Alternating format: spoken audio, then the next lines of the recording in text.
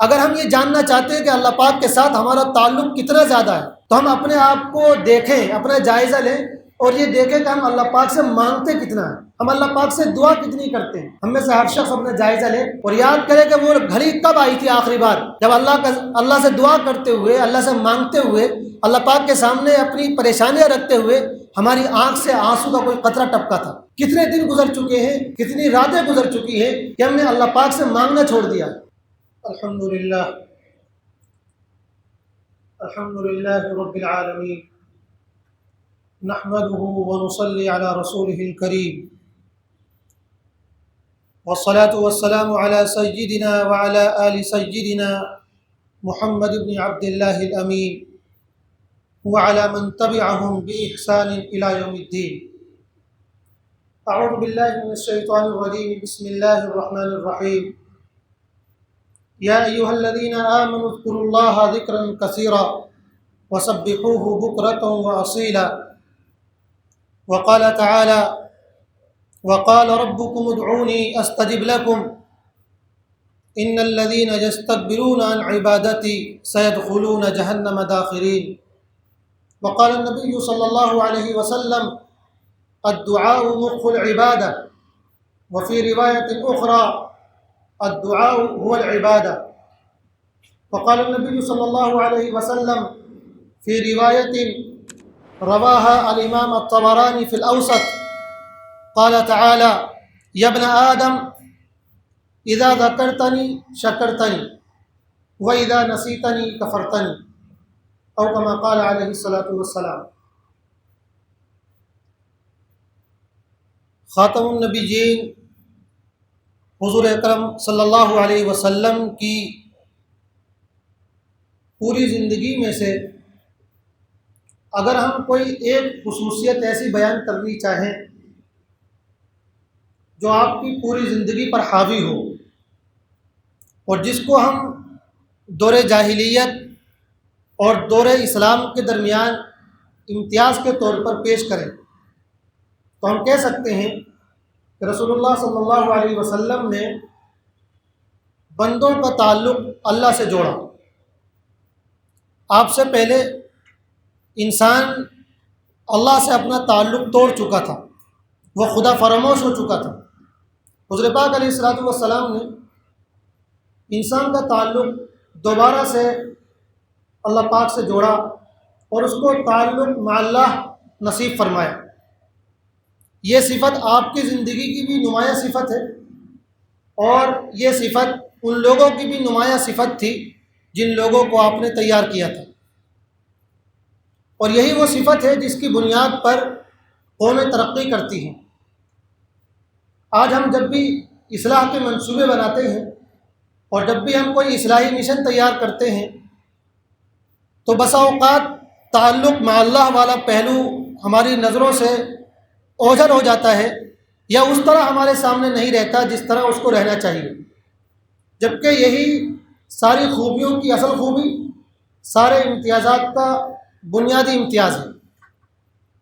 قرآن پاک میں اللہ پاک نے اپنے بندوں کو بہت جگہ خطاب کیا ہے اور اس بات پر زور دیا ہے کہ تم اپنا تعلق مجھ سے مضبوط کرو۔ اللہ پاک کے ساتھ بندوں کا تعلق کس نوعیت کا ہونا چاہیے؟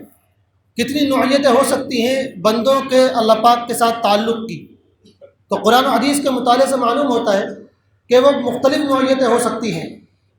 سب سے پہلی نوعیت تو یہ ہے کہ انسان بندہ ہے اور خدا معبود ہے۔ دوسری نوعیت یہ ہے کہ انسان محکوم ہے اور خدا حاکم ہے۔ تیسری نوعیت یہ ہے کہ انسان مخلوق ہے اور خدا خالق ہے۔ اس کے علاوہ اور آپ گناتے چلے جائیے، توکل اللہ یہ ایک بندے کی نوعیت ہے، صبر کہ بندہ اللہ کے فیصلوں پر، اس کی طرف سے آنے والی مصیبتوں پر صبر کرے، یہ بھی اللہ اور بندے کے تعلق کی ایک نوعیت ہے۔ اسی طرح بندہ اللہ کی نعمتوں پر شکر ادا کرے تو شکر بھی یہ ایک بڑی نعمت ہے اور اس کی بڑی نوعیت ہے اللہ پاک کے ساتھ تعلق کی۔ لیکن دو نوعیتیں ایسی ہیں جو ان تمام نوعیتوں میں سب سے زیادہ نمایاں ہیں، اور انہی کی بنیاد پر ہم یہ فیصلہ کر سکتے ہیں کہ اللہ پاک کے ساتھ ہمارا تعلق کتنا مضبوط ہے۔ اگر ہم یہ جاننا چاہتے ہیں کہ اللہ پاک کے ساتھ ہمارا تعلق کس نوعیت کا ہے اللہ پاک کے ساتھ ہمارا تعلق کیسا ہے، تو ان دو خوبیوں کے اوپر، ان دو اوصاف کے اوپر اپنے آپ کو ناپیں اور پھر دیکھیں کہ ہمارا تعلق اللہ پاک کے ساتھ کس طرح کا ہے۔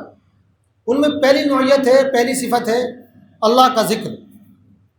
قرآن میں بے شمار آیات میں اللہ پاک نے اس بات کا حکم فرمایا ہے کہ یا ایھا الذین آمنوا اذکروا اللہ ذکرا کثیرا، اے ایمان والو اللہ کا ذکر کرو کثرت کے ساتھ۔ اور بھی بہت ساری آیتیں، والذاکرین اللہ کثیرا والذاکرات، اللہ پاک نے کئی خوبیاں ذکر کرنے کے بعد فرمایا اور وہ انسان، وہ بندے جو اللہ کا ذکر کرتے ہیں اور وہ بندیاں جو اللہ کا ذکر کرتی ہیں، اعد اللہ لہم مغفرۃ واجرا عظیما، ایسے بندوں کے لیے اور ایسی بندیوں کے لیے اللہ پاک نے مغفرت اور بہت بڑا اجر تیار کر رکھا ہے۔ حدیث پاک میں حضور پاک علیہ الصلوۃ والسلام نے ارشاد فرمایا کہ اللہ پاک فرماتے ہیں کہ ابن آدم، جب تو مجھے ذکر کرتا ہے تو میرا شکر ادا کرتا ہے، وَإِذَا نَسِيتَنِي كَفَرْتَنِي، اور جب تو مجھے بھول جاتا ہے تو گویا تو میری ناشکری کرتا ہے۔ ذکر کی یہ صفت جو حضور پاک علیہ الصلوۃ والسلام کی صفات میں سب سے نمایاں صفت تھی، آج ہماری زندگیوں میں غائب ہو چکی ہے۔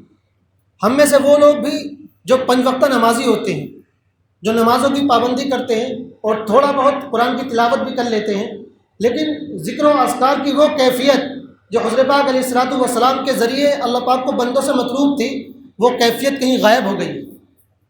حدیث میں تو حضور پاک نے فرمایا تھا کہ اتنا ذکر کرو اللہ پاک کا، اس کثرت سے ذکر کرو حتی یقولوا مجنون، یہاں تک کہ لوگ کہنے لگے یہ تو پاگل انسان، تو باولا ہے، دیوانہ ہے۔ گویا کہ اتنا کثرت کے ساتھ ذکر کرنا مطلوب ہے کہ دوسرے دیکھنے والے اس کو پاگل اور مجنون کہنے لگے۔ لیکن ہماری زندگی میں یہ ذکر کہاں غائب ہو گیا؟ نہ صبح شام ہم ذکر کرتے ہیں، نہ جلوت میں ذکر کرتے ہیں، نہ خلوت میں ذکر کرتے ہیں۔ کوئی ایک گھڑی ایسی ہماری نہیں ہوتی ہے جس میں ہم اللہ پاک کا ذکر اس طرح کریں کہ ہمارے اور اللہ کے بیچ میں کوئی نہ ہو۔ اللہ پاک فرماتے ہیں ایک حدیث میں کہ بندے جب تو مجھے ذکر کرے گا تو میں تجھے ذکر کروں گا، تیرا ذکر کروں گا۔ تو اگر میرا ذکر تنہائی میں کرے گا تو میں بھی تیرا ذکر تنہائی میں کروں گا، اور اگر تو میرا ذکر جلوت میں کرے گا، سب کے سامنے کرے گا، تو میں تیرا ذکر سب کے سامنے کرتا ہوں۔ تو پہلی صفت تو یہ ہے۔ آج ہم جس طرح کی زندگی گزار رہے ہیں اور جس طرح کی الجھنوں میں، مصیبتوں میں گرفتار ہو چکے ہیں، ان الجھنوں سے نکلنے کا سب سے بنیادی ذریعہ، سب سے اہم سبب اور سب سے طاقتور ذریعہ ہے کہ ہم اللہ کا ذکر کثرت سے شروع کر دیں۔ حضور پاک علیہ الصلوۃ والسلام کی زندگی میں ہم دیکھتے ہیں اٹھتے بیٹھتے، سوتے جاگتے، آتے جاتے، چلتے پھرتے، کھاتے پیتے، ہر وقت اللہ کا ذکر آپ کی زبان پہ رہتا تھا۔ تو پہلا جو تعلق ہونا چاہیے بندوں کا اپنے رب کے ساتھ، وہ ہونا چاہیے کہ وہ بندے اپنے رب کو ہمیشہ یاد کرتے رہیں۔ اگر زبان پہ ذکر نہ بھی ہو تب بھی دل میں ذکر کی کیفیت رہے۔ ہو سکتا ہے کہ ہم زبان سے کوئی اور کام کر رہے ہوں، کچھ اور گفتگو کر رہے ہوں، لیکن اللہ کی یاد رہنی چاہیے دل میں۔ انسان کسی لمحے اللہ کی یاد سے غافل نہ ہو، یہ کیفیت اللہ پاک کو بندوں سے مطلوب۔ یہ تو ایک خوبی ہو گئی جس پر ہم ناپ سکتے ہیں کہ ہمارا اللہ پاک کے ساتھ تعلق کیسا ہے۔ اب ہم دیکھ لیں کہ ہماری زندگیوں میں یہ ذکر کتنا ہے۔ ہم صبح و شام کے اوقات میں سے، رات و دن کے اوقات میں سے کتنے لمحات اللہ پاک کا ذکر کرتے ہیں اپنے روٹین ورک کے علاوہ، نماز اور کچھ تلاوت کے علاوہ۔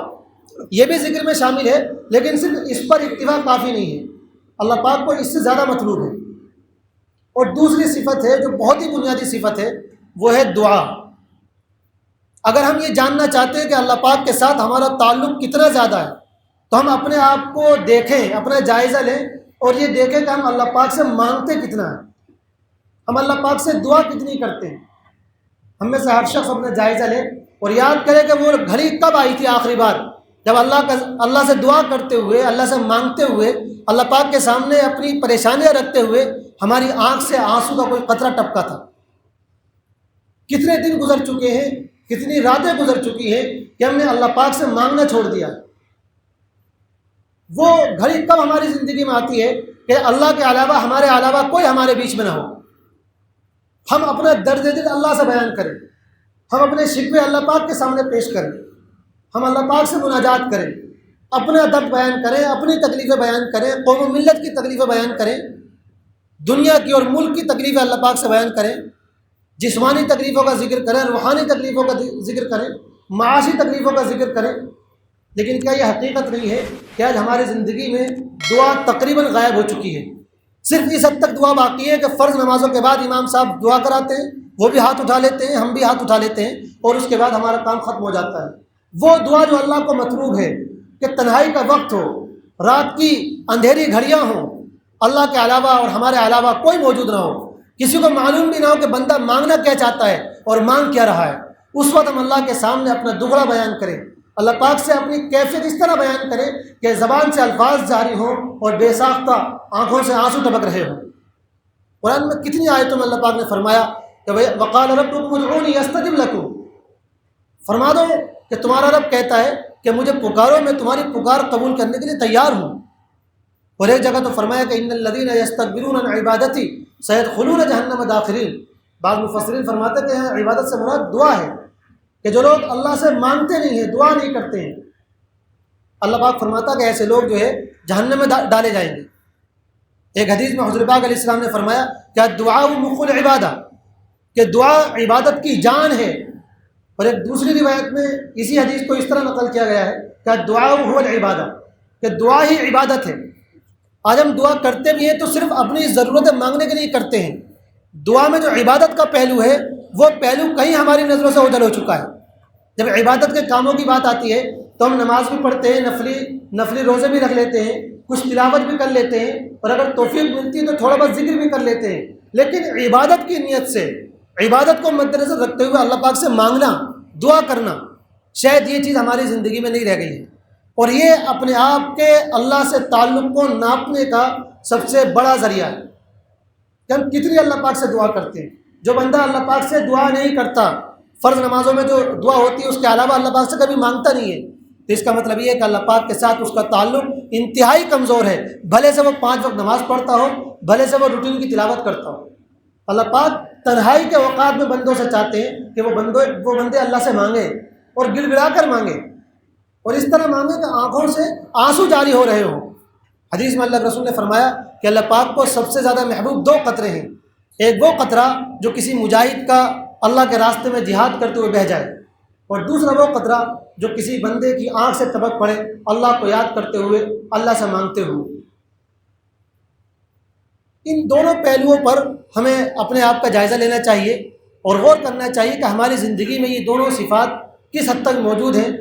اگر موجود ہے تو ان کو بڑھانا چاہیے، بڑھانے کی کوشش کرنی چاہیے، اس لیے کہ یہ دونوں ایسی چیزیں ہیں جن کی کوئی حد نہیں ہے، نہ ذکر کی کوئی حد ہے اور نہ دعا کی کوئی حد ہے۔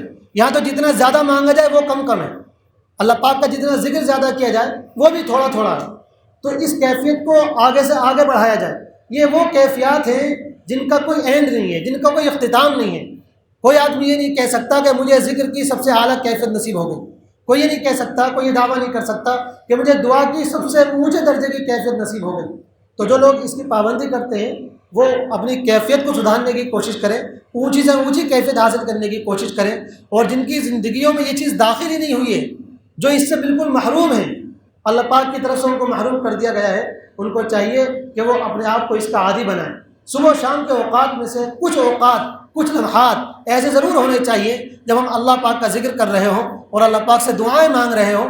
حضور پاک علیہ الصلوۃ والسلام کی زندگی دعاؤں سے بھری پڑی ہے، ہر چیز کی آپ نے دعا سکھائی ہے، گھر میں داخل ہونے کی دعا، گھر سے نکلنے کی دعا، سواری پر سوار ہونے کی دعا، سفر شروع کرنے کی دعا، سفر ختم کرنے کی دعا، کھانے کی دعا، کھانے کے بعد کی دعا، مسجد میں آنے کی دعا، مسجد میں جانے کی دعا، مسجد سے نکلنے کی دعا، بیت الخلاء میں جانے کی دعا، بیت الخلاء سے نکلنے کی دعا، ملاقات کی دعا۔